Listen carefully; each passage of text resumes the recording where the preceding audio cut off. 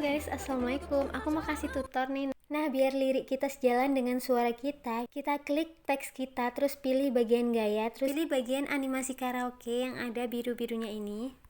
Terus kalian pilih yang bagian bawah ini buat ngepasin biar pas dengan suara dan juga lirik kita. Nah, kayak gini.